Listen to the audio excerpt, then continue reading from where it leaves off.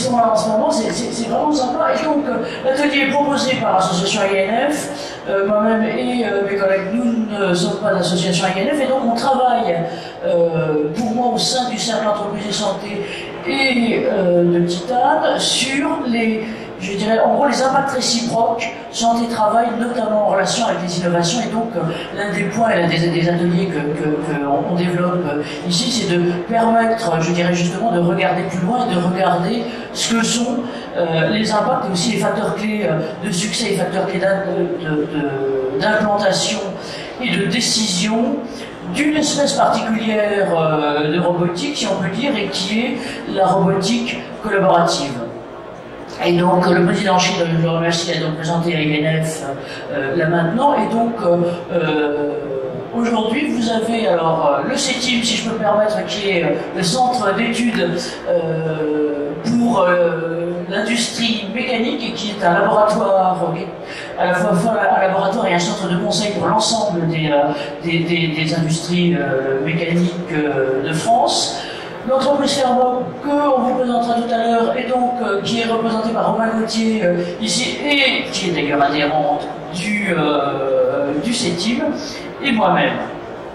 Donc, nos intervenants, Sylvain Agoulon, alors vous allez voir, c'est drôle parce que finalement les termes se ressemblent.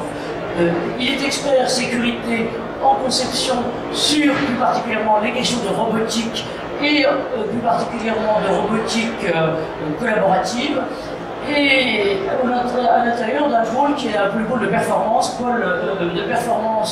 industrielle. Et je dois dire que le responsable de la performance industrielle du groupe Fermo, c'est Romain Gauthier, que globalement vous voyez là, qui a bien voulu être présent. Merci d'ailleurs à Sylvain de me l'avoir présenté. Moi j'ai eu le plaisir de connaître Romain par téléphone d'abord, et puis un petit peu globalement ce matin, pour préparer cet atelier et me rendre compte, et là c'est l'un des points qui est l'un des points importants de cet atelier, c'est aussi la vocation d'INF, c'est de mettre à disposition et d'éclairer aussi les PME. Il n'y a pas que les grands groupes qui ont accès, et d'ailleurs la preuve, là on a la preuve juste en marchant, on a la preuve en réel, et qui peuvent développer des applications tout à fait innovantes en matière de robotique.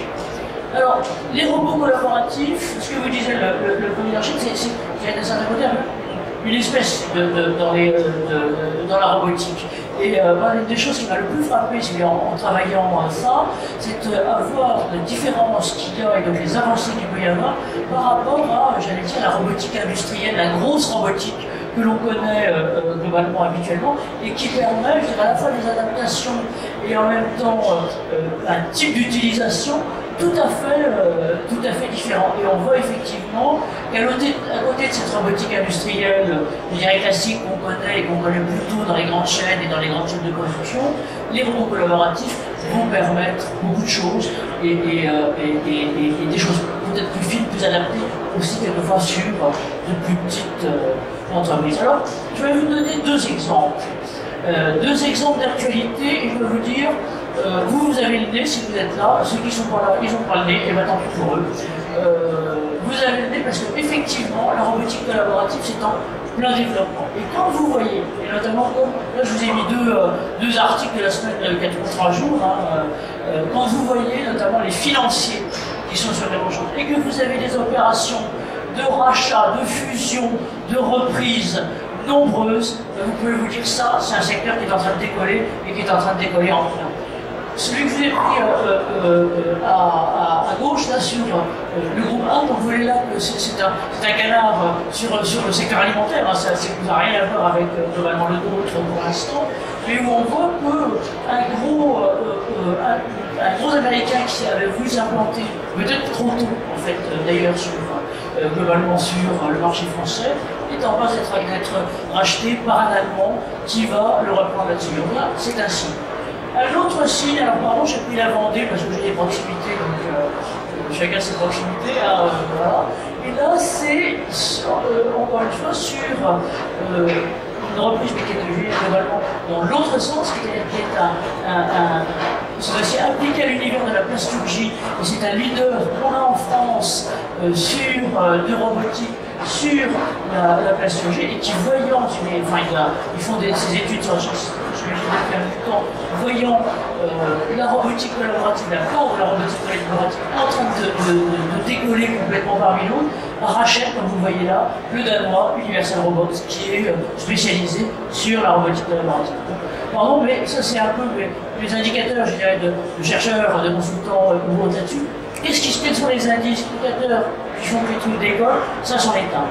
Un autre aussi, je dirais, alors, pardon, c'est, je vous donne vraiment mes trucs, celui-là, technique de l'ingénieur, en fait, c'est sorti d'où?